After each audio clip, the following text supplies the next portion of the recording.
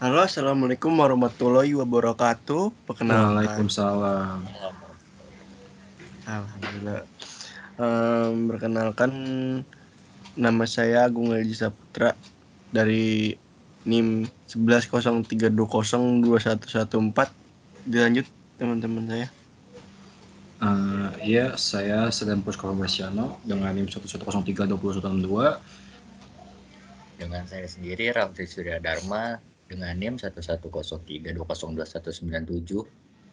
Saya Alfie Grimaldo dengan NIM 103202102.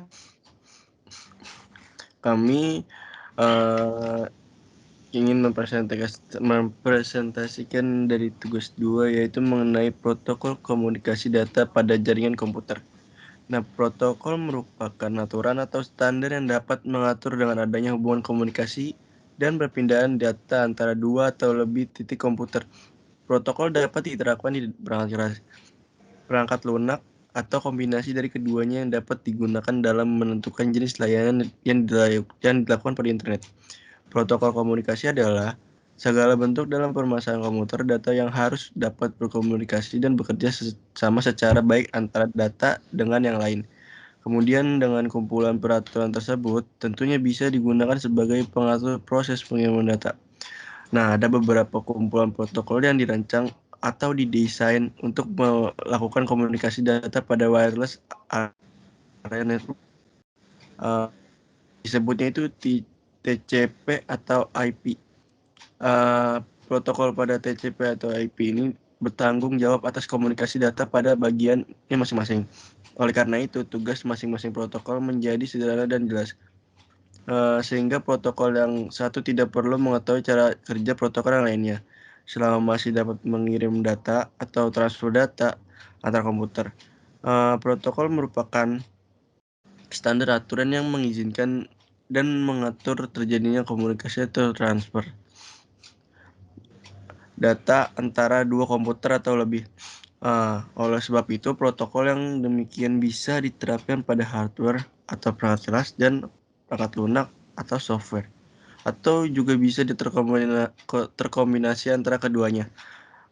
Nah, ada 3 hal yang harus dipertimbangkan dalam membuat protokol nih, yaitu efektivitas, yang kedua kehandalan, dan yang ketiga kemampuan dalam mengatasi kondisi gagal di jaringan.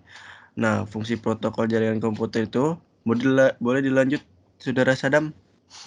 Iya Mas, terima kasih Mas. Fungsi protokol jaringan komputer ini tuh ada 6 ya. Yang pertama itu ada encapsulation. Ini biasanya sebagai pelengkap dalam informasi yang akan dikirimkan dengan alamat, bentuk kode koleksi, dan lain-lain. Paket dalam data ini tuh bernama frame, dan data akan dikirim dalam blok-blok dan dapat dikenalkan dengan PDU atau protokol data unit, yang mana masing-masing PDU ini terdapat kontrol informasi dan data. Contoh protokol dengan fungsi encapsulation adalah tuh ADLC, ATM, LLC, II, II, Frame Relay, TFTP, dan AL5. Nah, yang kedua itu connection control. Biasanya ini gunanya itu buat menghubungkan hubungan ke situs receiver untuk mengirim data dan mengakhiri hubungan. Kasih ya. Yang ketiga itu flow control. Untuk mengawasi jika ada kesalahan dalam proses pengiriman data, apabila ada kesalahan maka paket langsung dibuang. Yang keempat ada fragmentasi. Proses ini tuh yang mana pihak pengirim dapat mengembalikan informasi yang dikirim menjadi berbagai paket data. Proses ini akan ditandai dengan adanya urutan beberapa PDU dengan berbagai besar ukuran. Yang kelima ada reassembly. Nah, proses yang mana pihak penerima dapat mengambil kembali paket-paket data menjadi satu paket yang lengkap. Dan 6 itu ada transmission service. Ini dapat memberikan pelayanan frekuensi data seputar prioritas dan kapan paket data. Contoh itu seperti prioritas paket, mengatur batas koneksi, membatasi akses paket, mutu jaringan, dan lain-lain. Dan jenisnya itu bisa lanjut, Mas Rafli. Siap Mas ya. Di sini ada jenis-jenis Siap, Mas. protokol jaringan. Pada protokol jaringan memiliki beberapa jenis dalamnya. Jenis-jenis tersebut memiliki perbedaan ya sebagai berikut. 1. TCP atau IP. Standar komunikasi data yang digunakan oleh komunitas internet saat proses tukar-menukar data dari satu komputer ke komputer lain dalam jaringan internet. Protokol ini tidak bisa berdiri sendiri, karena protokol ini merupakan kumpulan protokol suite. Lalu protokol ini sering banyak digunakan untuk saat ini.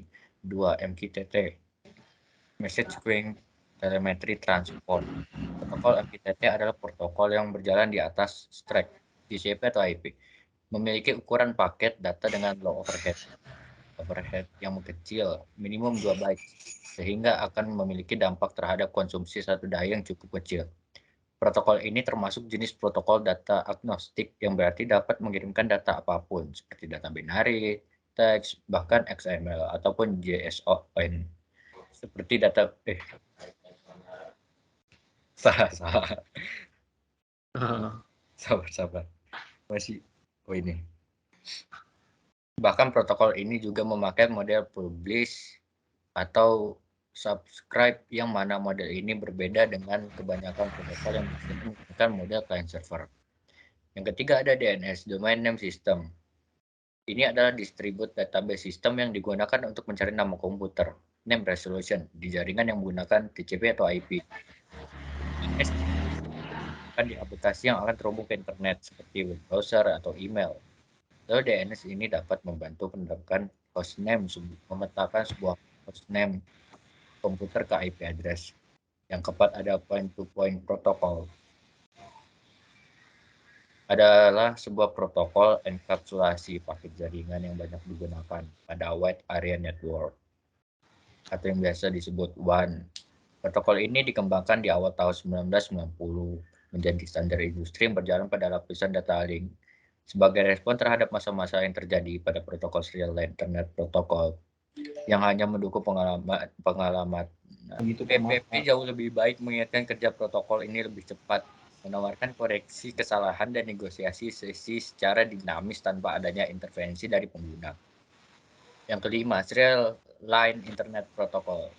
Ini dianggap berkaitan erat dengan pengertian berikut. Singkat dengan SLIP, sebuah protokol yang dimungkinkan memindahkan data IP melalui saluran telepon. Alat bantu lainnya dalam SLIP adalah PPP yang mendeteksi kesalahan dan konfigurasi. Sistem ini memerlukan satu komputer sebagai penampungnya. Secara perlahan-lahan akan digantikan oleh standar PPP yang memiliki kecepatan proses lebih tinggi. Yang keenam ada REST, Representational State Transfer. REST adalah suatu arsitektur metode komunikasi yang menggunakan protokol HTTP untuk pertukaran data, dan metode ini sering diterapkan dalam pengembangan aplikasi. Tujuannya adalah untuk menjadikan sistem yang memiliki performa yang baik, cepat, mudah untuk dikembangkan, terutama dalam pertukaran dan komunikasi data. REST juga merupakan salah satu mekanisme integrasi yang sudah sangat dominan digunakan di internet. REST memiliki 4 komponen penting di dalamnya, di antaranya adalah URL design, response code, format response. Sebuah REST server akan menangani proses pertukaran data antara REST client dengan database. Baik, yang ketujuh boleh dilanjutkan oleh Mas Arfik. Yang ketujuh yaitu HTTP, yaitu suatu protokol yang digunakan oleh WWW atau World Wide Web. HTTP mendefinisikan bagaimana suatu pesan bisa diformat dan dikirimkan dari server ke klien. HTTP juga mengatur aksi-aksi apa saja yang harus dilakukan oleh web server dan juga web browser sebagai respon atas perintah-perintah yang ada pada protokol HTTP ini. Contohnya ketika kita mengetikkan suatu alamat atau URL pada internet browser, maka web browser akan mengirimkan perintah HTTP ke web server. Web server kemudian akan menerima perintah ini dan melakukan aktivitas sesuai dengan perintah yang diminta oleh web browser. Hasil aktivitas tadi akan dikirimkan kembali ke web browser untuk ditampilkan kepada kita. Kemudian yang ke-8 yaitu ada HTTPS. HTTPS adalah versi aman dari HTTP. Protokol komunikasi dari World Wide Web ditemukan oleh Netscape Communication Corporation untuk menyediakan autentikasi dan komunikasi tersandi dan penggunaan dalam komersi elektris. Selain menggunakan komunikasi plain text, HTTPS menyandikan data sesi menggunakan protokol SSL atau protokol TLS. Kedua protokol tersebut memberikan perlindungan yang memadai dari serangan eavesdroppers dan man-in-the-middle attacks. Pada umumnya, port HTTPS adalah 443. Yang ke-9 ada namanya SSH, yang merupakan protokol jaringan yang memungkinkan pertukaran data secara aman antara dua komputer. SSH dapat digunakan untuk mengendalikan komputer dari jarak jauh, mengirim file, membuat tunnel yang terenskripsi, dan lain-lain. Protokol ini mempunyai kelebihan dibanding protokol yang sejenis seperti Telnet, FTP, dan karena SSH memiliki sistem autentikasi, otoritasi, dan ekskripsinya sendiri. Dengan begitu, keamanan sebuah sesi komunikasi melalui bantuan SSH ini menjadi lebih terjamin. Yang ke-10 ada Telnet, yang merupakan protokol jaringan yang digunakan di koneksi internet atau local area network. Telnet dikembangkan pada tahun 1999 dan distandarisasi sebagai IETF STD8, salah satu standar internet pertama. Telnet memiliki beberapa keterbatasan yang dianggap sebagai risiko keamanan. Yang ke-11 yaitu ada FTP, yang merupakan protokol internet yang berjalan di dalam lapisan aplikasi yang merupakan standar untuk pentransferan berkas antara mesin-mesin dalam sebuah internetwork. FTP hanya menggunakan metode autentikasi standar, yakni menggunakan username dan passwordnya yang dikirim dalam bentuk tidak terenkripsi. Penggunaan terdaftar dapat menggunakan username dan passwordnya untuk mengakses, mendownload, dan mengupload berkas-berkas yang ia kehendaki. Umumnya para pengguna daftar memiliki akses penuh terhadap beberapa direktori, sehingga mereka dapat terdaftar juga menggunakan metode anonymous login, yakni dengan menggunakan nama pengguna anonymous dan password yang diisi dengan menggunakan alamat email. Sebuah server FTPS diakses menggunakan Universal Result Interval atau URI dengan menggunakan format FTP. Klien FTP dapat menghubungkan server FTP dengan menggunakan URI tersebut. Kemudian ada tugas protokol dalam sebuah jaringan bisa ditutup dengan Mas Agung. Karena Mas Agung ini bersilakan. Terima kasih Mas Arfik. Pada protokol tersebut tentunya terdapat tugas yang biasanya dilakukan protokol dalam sebuah jaringan. Tugasnya yaitu sebagai berikut ini. Yang pertama melakukan deteksi koneksi fisik atau ada tidaknya komputer lain. Yang kedua melakukan metode jabat tangan atau handshaking. Yang ketiga melakukan negosiasi dalam beberapa macam karakteristik dalam hubungan. Nah, yang keempat melakukan dalam mewakili serta mengakhiri suatu pesan. Yang kelima melakukan format pesan yang akan digunakan. Yang keenam melakukan yang harus dilakukan saat terjadinya kerusakan pusat maupun pesan yang tidak sempurna. Nah, yang ketujuh melakukan deteksi kerugian dalam hubungan jaringan dan langkah-langkah yang dapat dilakukan selanjutnya. Yang terakhir melakukan untuk mengakhiri suatu koneksi. Nah, dari semua ini ada yang bertanya? Oh, nggak ada. Oke, terima kasih. Baik, dari perbincangan kali ini, dari presentasi kali ini, mari saya tutup aja. Terima kasih. Mohon maaf bila ada kekurangan dan salah katanya. Wabillahi taufiq wal hidayah. Wassalamualaikum warahmatullahi wabarakatuh.